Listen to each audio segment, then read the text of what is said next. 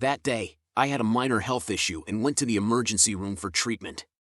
The emergency room was quite busy, with patients coming in for various reasons like car accidents and gastrointestinal issues. One patient that left a deep impression on me was an elderly lady in her 80s who was being observed in the emergency room. I was not sure about her specific condition upon admission, but I noticed that she had multiple bags, blood bags, and medical equipment attached to her. However, there were no children or caregivers accompanying her. While I was waiting for my blood test results, the elderly lady was quickly moved into the resuscitation room.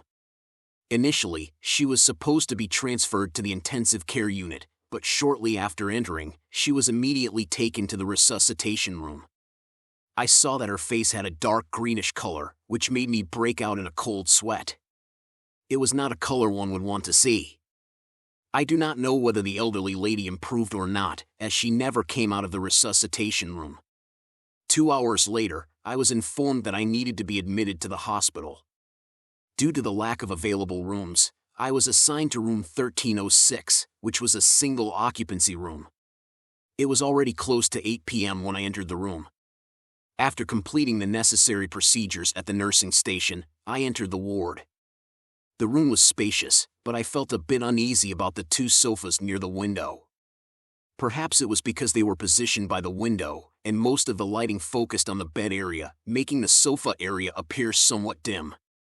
The first night passed without any incidents, but I still had concerns about the sofa.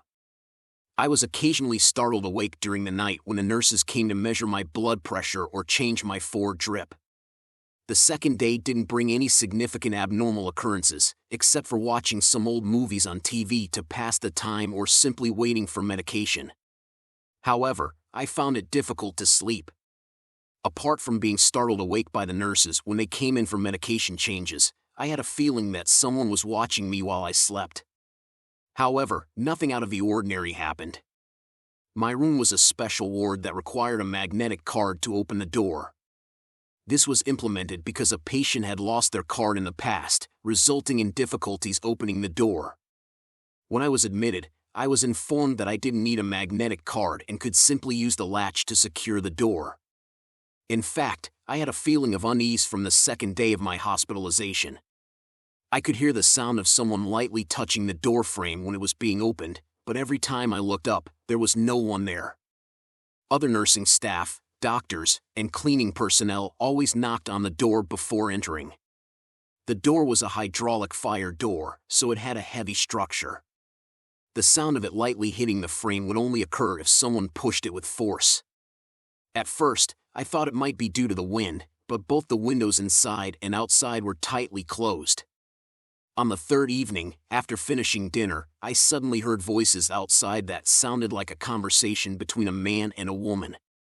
They were whispering continuously, but the meaning of their words was unclear. Curiously, I pushed open the door of my hospital room and looked down the corridor. There was only a nurse, either slacking off or just finishing her shift, scrolling through her phone. There was no sound at all. Later, I realized that my room was the last one at the end, and there were no other rooms on the other side. It was an emergency exit. I thought maybe I misheard something and dismissed it. So, I paid no further attention and returned to my room. I turned on the TV to watch the news and relaxed. Suddenly, I heard the laughter of a little girl, followed by the sound of an old man coughing. The sound seemed to come from outside the window, but I was on the 13th floor, facing a major road, and the windows were sealed tightly. The sounds were close, as if they were coming from inside the room. I pretended not to hear it, went out of the room, and bought something from the vending machine in the hospital. When I came back, the sounds had disappeared. After taking a shower, I lay on the hospital bed, watching TV. The position of the electric bed was really comfortable. As I was focused on watching TV, suddenly I heard the crying of a baby, followed by the sobbing of a woman. It sounded somewhat hollow. But soon, the sound stopped. I didn't pay much attention because my floor was a mixed ward for obstetrics and gynecology, and there were several rooms for expectant mothers. I turned off the light, covered myself with a blanket, and went to sleep early. The next day, the nurse came to measure my body temperature, blood pressure, and change my Ford drip. I asked her, "Did the neighbor next door give birth to a baby yesterday?" The nurse adjusted the Ford drip and said, "No, the due date should be in these 2 days, but no one gave birth yesterday. By the way, your body temperature has been a bit low these past 2 days. Are you feeling unwell anywhere?" I shrugged and replied, "No, not really. In fact, I felt a bit hot." The nurse smiled wryly and left, saying, "That's strange."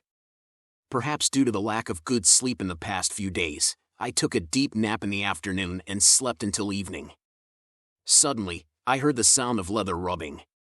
At that moment, I was sleeping on my side facing the window. I opened my drowsy eyes and noticed that the unoccupied sofa chair seemed as if someone had stood up from it, and the indented spot slowly returned to its original shape. Because I had pulled down the curtains 2/3 of the way, the room was slightly dim, and I felt a shadow moving towards the wall near the emergency staircase. I quickly pulled the bedside lamp cord, and the room instantly lit up. Rubbing my eyes, I looked at the 2 empty sofas. It was almost 10 p.m., and the nurses hadn't appeared yet. Normally, the nurses would come around 9 p.m.